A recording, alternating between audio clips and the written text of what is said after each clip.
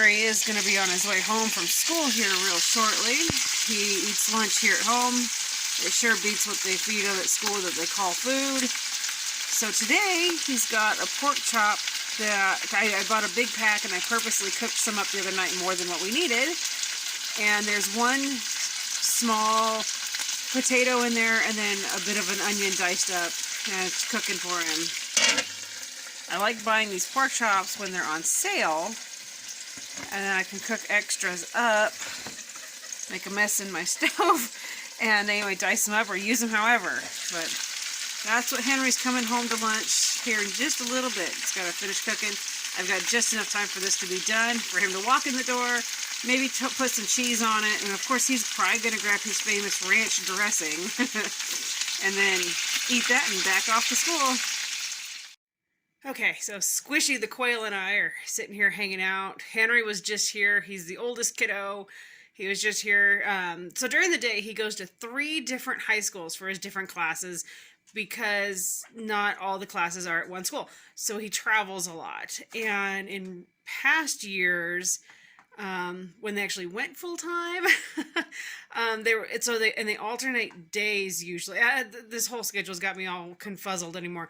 But anyway, it'd be like every other day you're at different schools for different lunches, depending on his schedule. And for a while there, his one high school is literally surrounded by. You gonna talk? Anyway, the one high school is literally surrounded by fast food places and gas station. So a lot of food choices, but they're not the greatest food choices, if you know what I mean.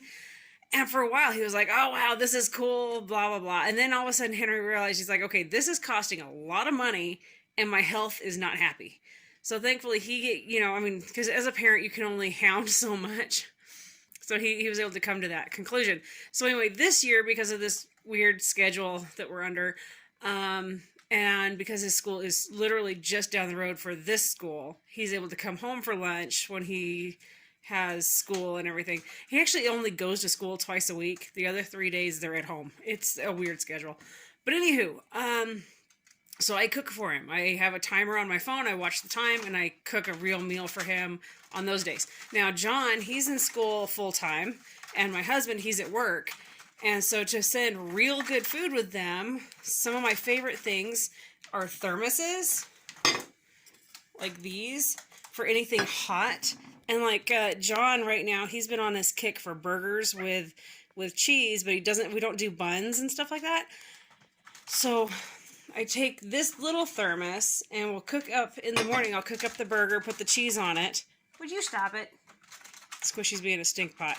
Anywho, I'll cook that up, chop it up, and put it in that thermos so that when he gets to lunch, it's still hot. And it's ready and good to go. And then like this one, it keeps things hot. Or like the other day for my husband, I made him a yogurt blueberry smoothie, and he was able to take that to work with him, and it stayed cold. So there's different options on different things you can do to send food with your family members. So yeah, look into that instead of them eating fast food, gas station food, or that sad excuse for what the schools call food. Well, as you can see behind me, we've got one heck of a storm moving in. So I'm out here with these belly achers.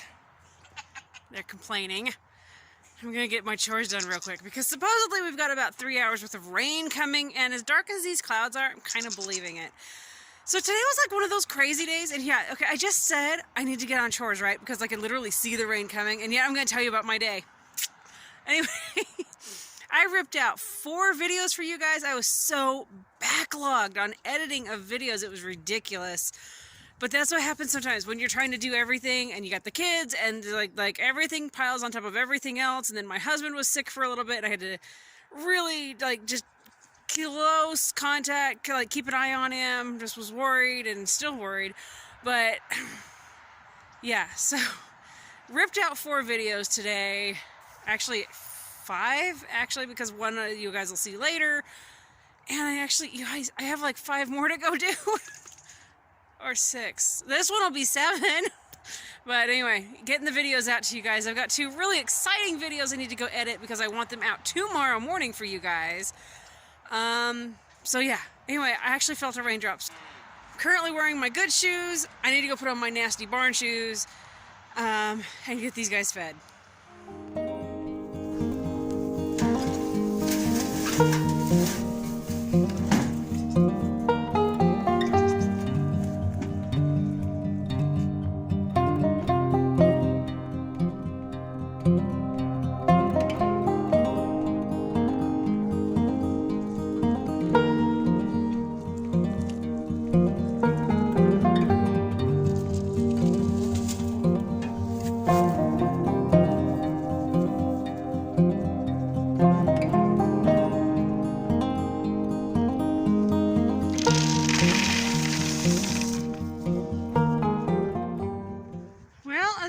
Breeze picking up, no rain yet, so I'm gonna muck a couple of these pens and rake up the dry area here, make it look pretty.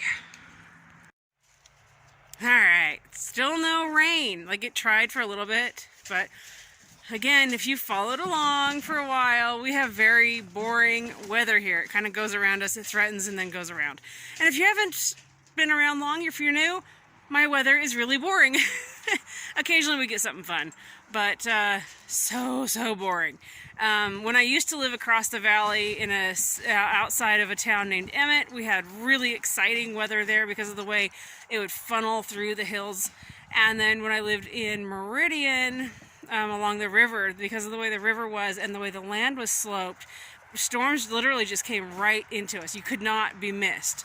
So it's really weird living in an area like this where storms literally just go around us. Like, it looks cruddy up there, but they're just going right around us. So, but that's okay. It was 54 degrees today. So even though I was stuck in the house doing a whole bunch of editing for videos, I'm out here now. There's not really, like I said, it did a few drops of rain, but I'm out here now and making progress in the goat pen. And I'm going to go put this stuff around our hardy kiwi plants. It's a type of kiwi. It's not the fuzzy ones at the store. It's different.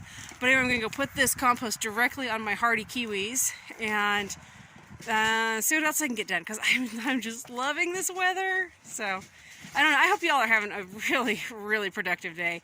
If you can, where you're at. I know some of you are getting literally rained or snowed out. So hopefully the weather is cooperating for all of you. Look at the difference. Just raking it up. And that is literally just going to be gold in the garden. So this dark patch here, when the goats had access to all of this, I had a lot of wood chips down to help soak up the mud. And I still use wood chips. So this, though, is very aged, amazingly aged. And then, of course, there's some alfalfa in there and some grass hay and some straw. But it's young and it's not piled like crazy, so it's not going to get really hot.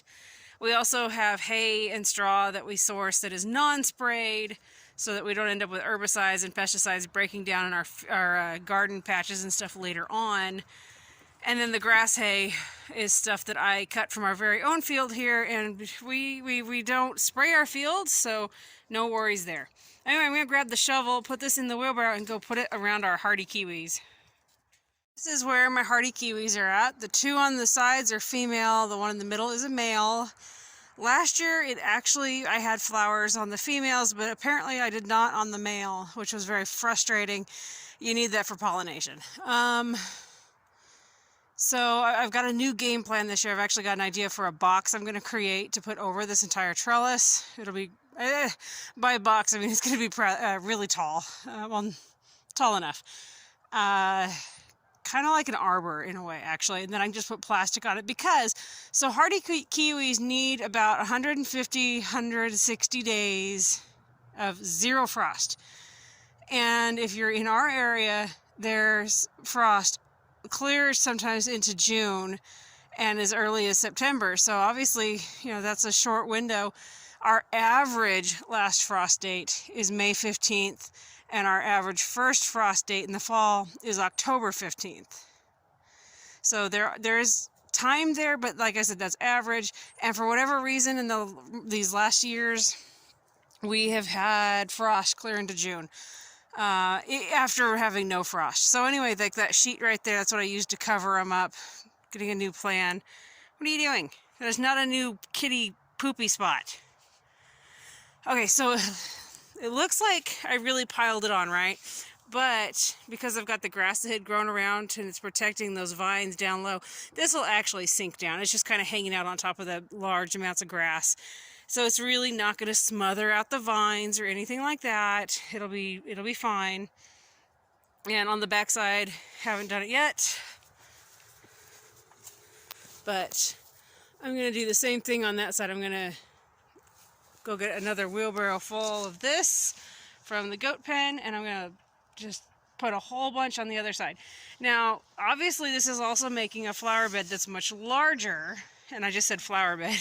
I'm not going to plant flowers in here, because, well, I might plant some violas because I love those little Johnny jump ups, but I'm actually thinking it'll be a great spot to put strawberries underneath the kiwis.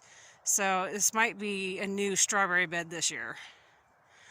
So always be thinking, how can you use your space and then maybe use it a little more? So that's what I'm thinking. I'm thinking berries.